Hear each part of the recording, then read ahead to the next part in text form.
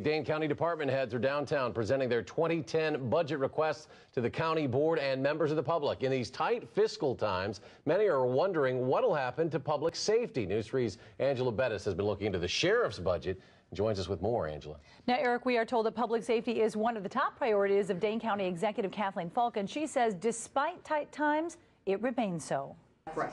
She's upped the sheriff's budget from $30 to $60 million over the past 12 years, which Falk says shows her level of commitment to safety. I've added 134 positions. Most of them are sworn deputies.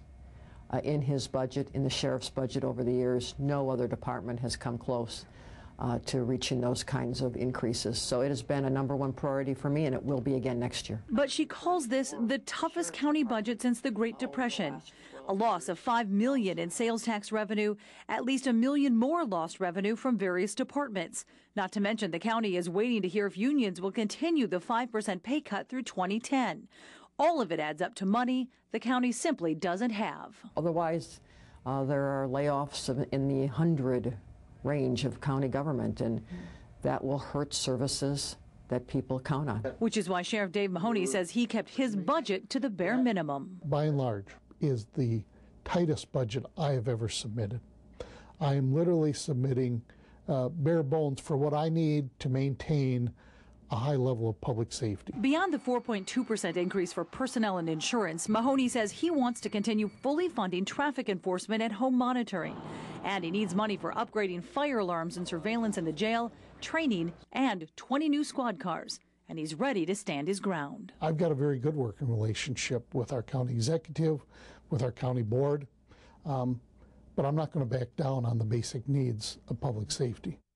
Now, the county is also being creative in finding new funding sources. Now, the Dane County Jail will now take on around 50 Department of Corrections inmates for the state, which will bring in around $600,000 for the county. Boy, some serious issues trying to weigh the money here. Now, you mentioned unions. They still have to decide on accepting the pay reduction, right? Right. This is a key component right here of those unions. Now, earlier this year, nearly all county employees and elected officials took a 5% pay cut. The county is asking all unions to do that again for next year. So far, AFSCME is the only union that's negotiating with the county. The Sheriff's Deputies Association says they are considering it, but much of that county budget and the possible cuts depend on that decision, and there's only a few more days left. October 1st. Really start raising some eyebrows when you start talking about public safety. So important. Angela Bettis reporting. Angela, thank you very much.